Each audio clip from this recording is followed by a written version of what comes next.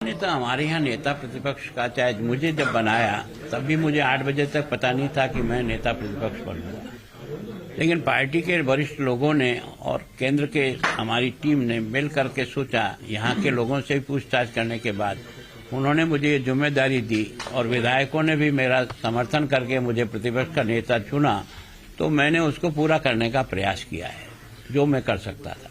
गुलाब जी, चूंकि आपकी उम्र को देखते हुए राज्यपाल का पद दिया गया है, लेकिन क्या आपको लगता है कि आप, क्योंकि माना जा रहा था कि मुख्यमंत्री के भी आप दावेदार हैं, सक्रिय राजनीति, चूंकि राजभवन में जाकर सक्रिय राजनीति नहीं हो पाती, तो क्या ऐसा लगता है आपको कि सक्रिय राजनीति होना चाहिए, उम्र को नहीं देखा जाना चाहिए? देखो, मैंने कभी किसी को कभी पार्टी से कोई पद नहीं मांगा जी। पार्टी जो भी काम मुझे देती है, छोटा और बड़ा, मैंने कभी समझा नहीं, मैंने उसको पूरा करने का प्रयास किया। प्रतिपक्ष का नेता बनाने के बारे में भी मैं सवेरे 8 बजे तक ही मुझे पता नहीं था कि मुझे बनाएंगे।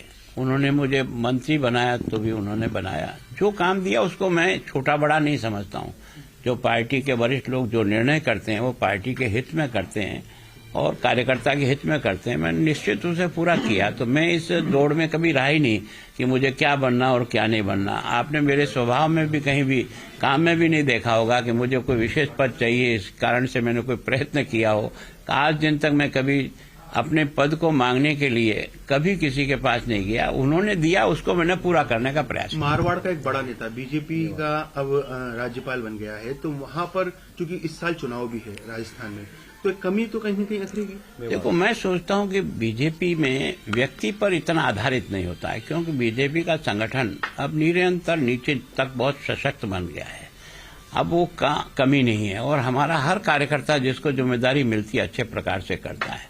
जो मुझे मिली मैंने उसको करने का प्रयत्न किया, अब जिसको मिलेगी वो प्रयत्न करेगा। तो अभाव नहीं है। ये पार्टी क्या है, कार्यकर्ताओं की पार्टी है और इसके कारण से एक के बाद दूसरा उसकी फिल द ब्लैंक्स करता ही रहता है।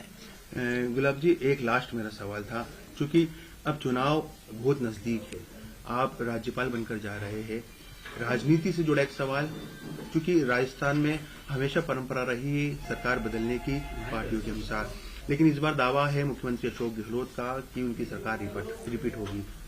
देखो, मैं आपको बताऊं कि 2013 का भी बजट उनका देखो, इसी तरह से रेवड़ी बांटने का प्रयास किया था और उसके बाद 21 आ गए। बड़ी मुश्किल से मान्यता प्राप्त विरोधी दल का भी स्तर नहीं मिला। तो ये भी इसी तरह से कपोल कल्पित घटनाएं हैं। घोषणाओं का अंबार लगा दिया, पैसा कहीं है नहीं। मैंने बजट को कल से टटोलना शुरू किया है, तो रेवेन्यू रिसिप्ट में तो बढ़ोतरी है ही नहीं। तो आप ये जो हजारों करोड़ रुपए की जो रेवड़ी बांट रहे हो, इस पैसे की व्यवस्था होगी कहाँ? पहले भी आपने सोचा था कि हमारा जो कर्जा होगा वो 4,62,000 करोड़ होगा, जो आपने एस्टीमेट किया था। वो साल के अंत में जाते जाते 5,16,000 हो गया और इस बार उन्होंने 5,79,000 का कर्जा माना है।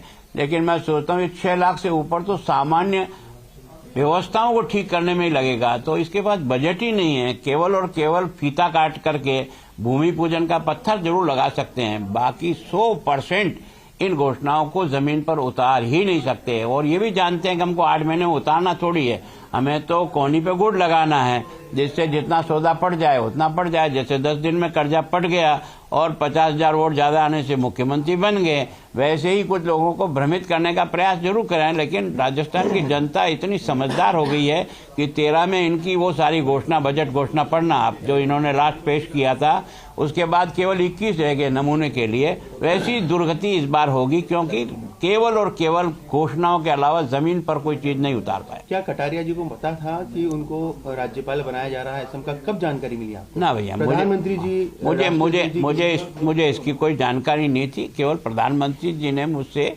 परसों टेलीफोन पे जरूर बात किया कि कैसे हैं, क्या है, बस इतना पूछा था, बस इससे अधिक मेरी कोई बात नहीं। आज कब जानकारी मिली आपको? आज तो आपके द्वारा, मीडिया के द्वारा मिली। ईमानदारी से कह रहा हूँ, मैं तो नाच कर पूजा करके बाहर आया ही था और आपके ही फोन आने शुरू हुए, फिर इधर से आए, फिर अधिकृत कागज भी हमने ये मंगाया, तो ये आपके सामने मंगाया भी, हमें कोई जानकारी। धन्यवाद बाबू।